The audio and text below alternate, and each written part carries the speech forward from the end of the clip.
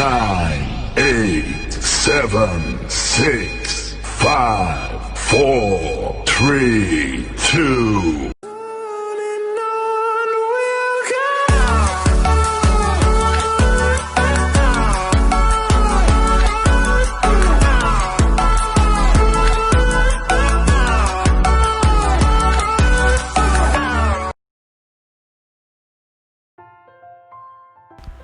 Assalamualaikum warahmatullahi wabarakatuh. Nama saya Nur Ain Eliana binti Syuib daripada kelas 5E.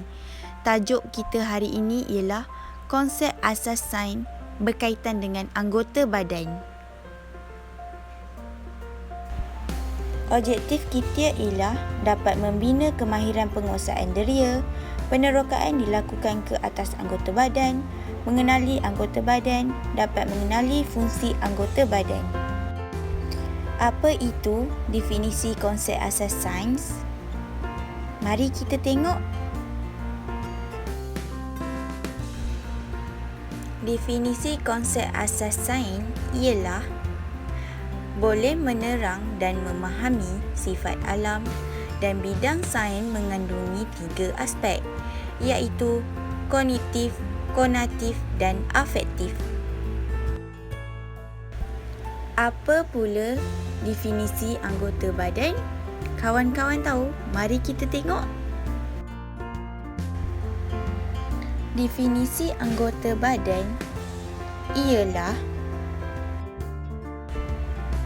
setiap anggota badan mempunyai fungsinya sendiri. Oleh itu, kita seharusnya menjaga setiap anggota badan kita. Anggota badan yang dimaksudkan ialah mata, telinga, mulut, kaki dan tangan. Setiap anggota badan membawa fungsi yang berlainan. Anggota luar badan yang pertama ialah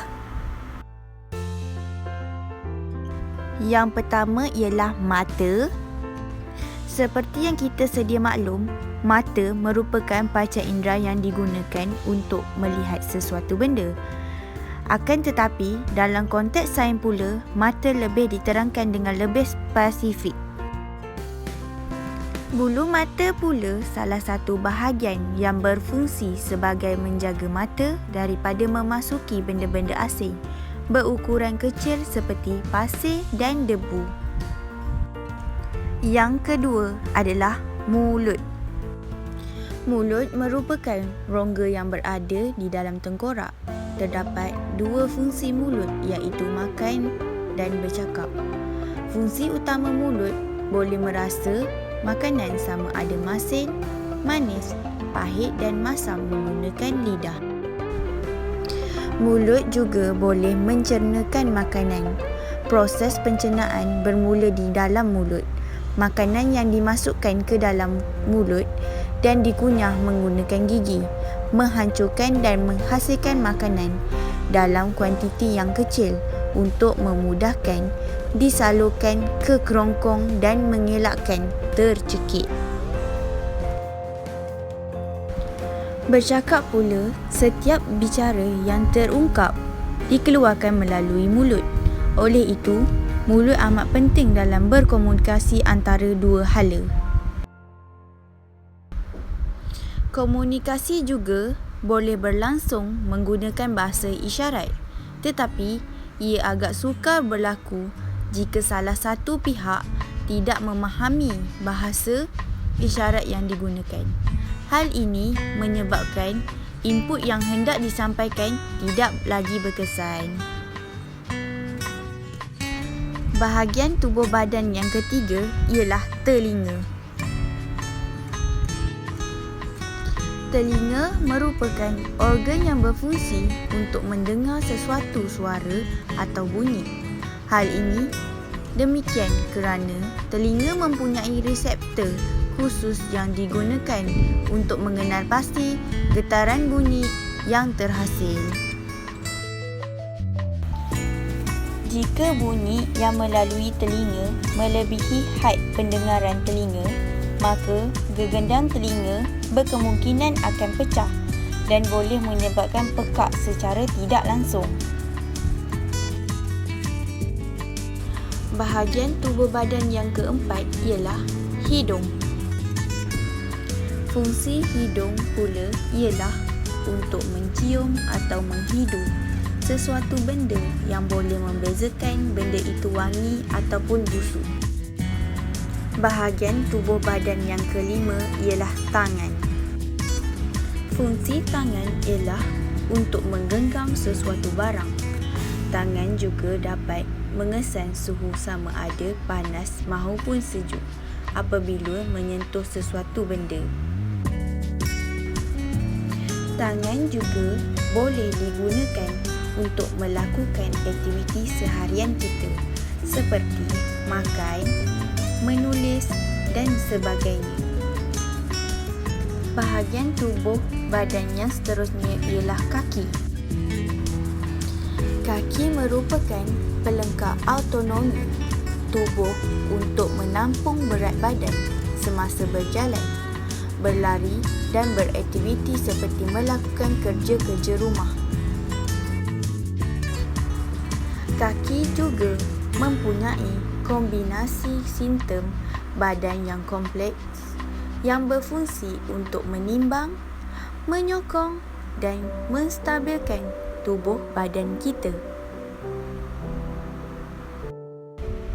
Tahukah anda terdapat beberapa organ dalaman manusia yang perlu kita tahu? Otak, jantung, perut, hati, paru-paru, ginjal, pundi kencing dan usus kecil. Yang pertama ialah otak. Manusia tidak boleh hidup tanpa otak. Fungsi organ ini bukan sekadar berfikir dan membuat keputusan, tetapi ia juga berperanan mengawal banyak fungsi dan pergerakan organ lain. Fungsi jantung ini merupakan punca kematian nombor 1 di dunia. Jantung berdengup lebih 86,000 kali setiap hari.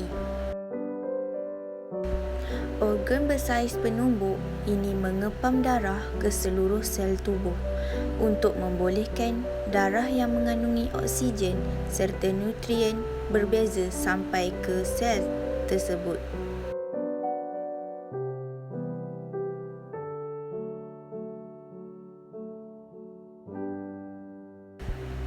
Perut sebahagian dari sistem penghadaman.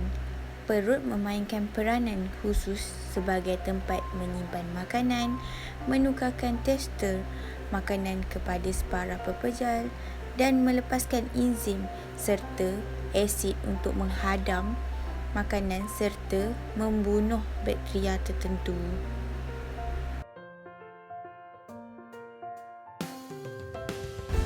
Hati mempunyai banyak fungsi termasuk menyah toksik bahan, kimia dan ubat-ubatan, menghasilkan cecair hempedu dan membuat protein untuk kegunaan berbeza seperti pembekuan darah.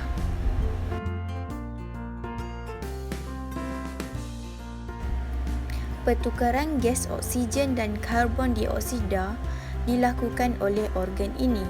Oksigen seterusnya dibawa ke seluruh tubuh untuk menghasilkan tenaga. Selain itu, paru-paru juga terlibat dalam menghasilkan hormon tersebut.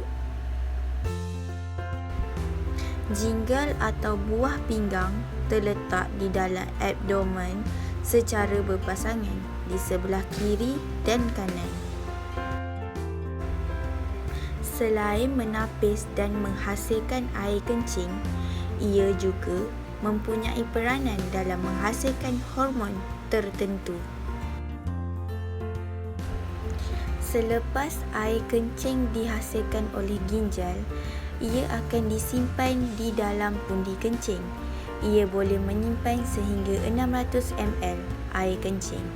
Kebiasaannya, rasa ingin membuang air kencing bermula apabila mencapai isi padu 150 ml.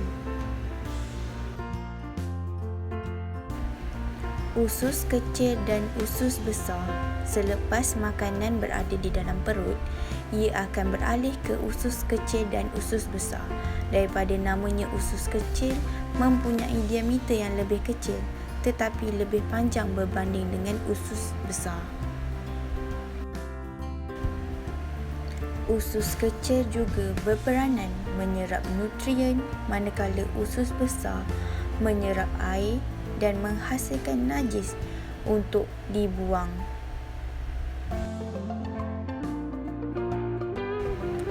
Terdapat beberapa video mengenai anggota luar badan dan dalam badan. Mari kita menyaksikan video ini bersama-sama.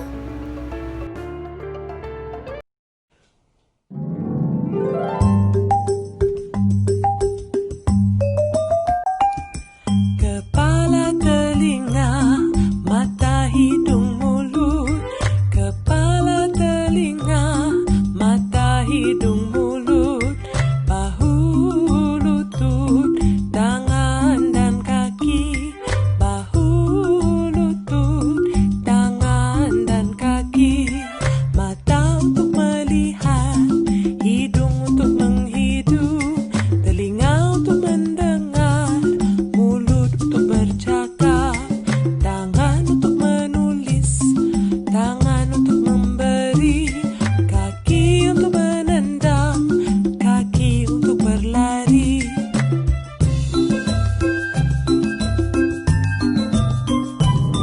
Kepala, telinga, mata, hidung, mulut. Bahu, lutut, tangan dan kaki.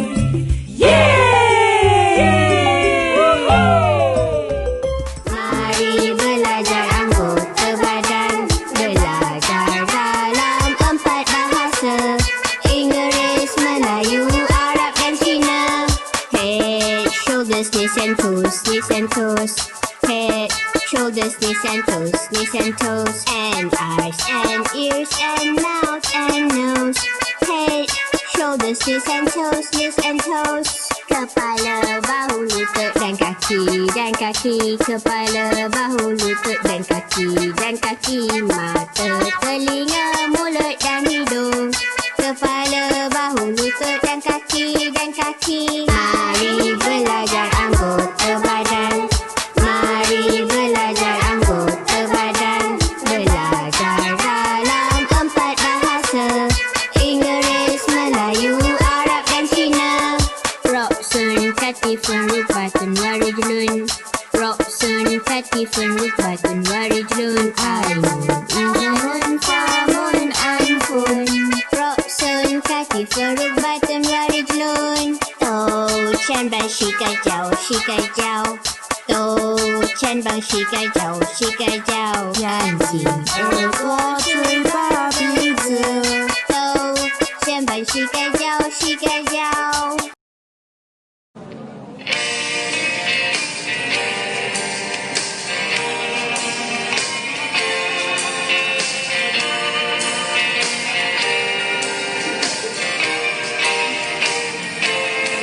Saya ada satu kepala, dua mata, dua telinga, satu hidung, satu mulut, dua tangan, dua kaki.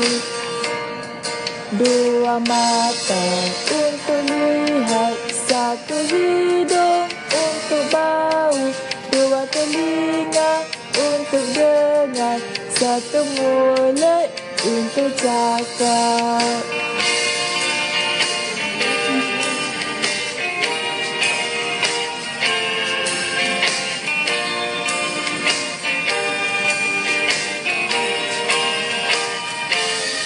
Saya ada satu kepala, dua mata, dua telinga, satu hidung, satu mulut, dua tangan, dua kaki.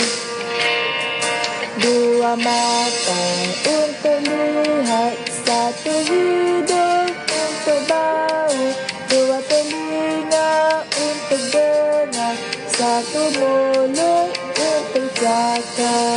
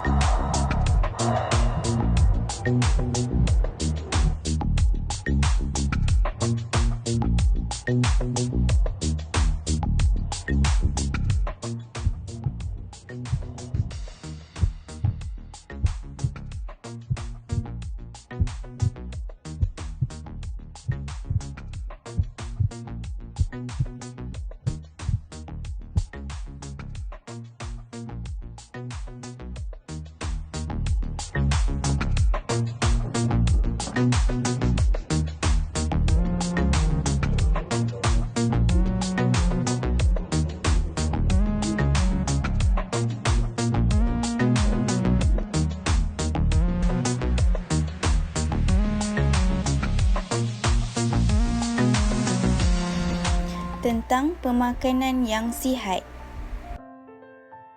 Mari kita mengenali makanan yang seimbang untuk badan kita.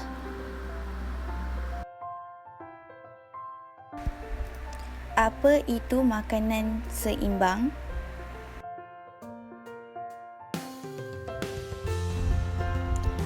Makanan seimbang haruslah mengandungi nutrisi yang terdiri daripada karbohidrat, protein, lemak, vitamin dan mineral pada kadar yang betul.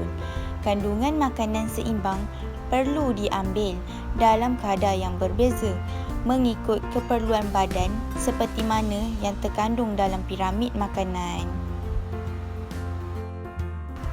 Apa itu piramid makanan? Piramid makanan ialah satu carta yang membantu kita untuk merancang pengambilan jenis-jenis makanan dan kuantiti makanan yang sesuai untuk kita setiap hari.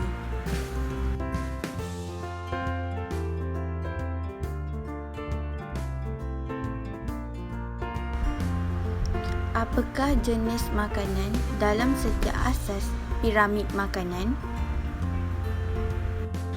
Piramid makanan ini mempunyai 4 aras dan mempunyai 5 kumpulan makanan. Aras yang pertama ialah karbohidrat yang mengandungi nasi, mi, roti, bijirin dan ubi. Aras ini mengandungi kumpulan makanan yang kaya dengan karbohidrat yang merupakan sumber tenaga yang utama. Makanan ini membekalkan vitamin, mineral, serat dan sedikit protein. Aras 2 ini ialah vitamin C yang mengandungi sayur-sayuran dan buah-buahan. Makanan ini kaya dengan vitamin, mineral dan serat. Buah-buahan dan sayur-sayuran perlu diambil dalam jumlah yang banyak dan dipelbagaikan di dalam setiap hidangan. Aras 3 ialah protein yang mengandungi ikan, ayam, itik, daging dan kekacang. Makanan ini kaya dengan protein, vitamin B dan zat besi. Hasil tenusu juga terletak di aras 3. Contoh hasil tenusu ialah susu, keju dan dadih. Makanan ini kaya dengan protein, kalsium dan biasanya diperkayakan dengan vitamin D.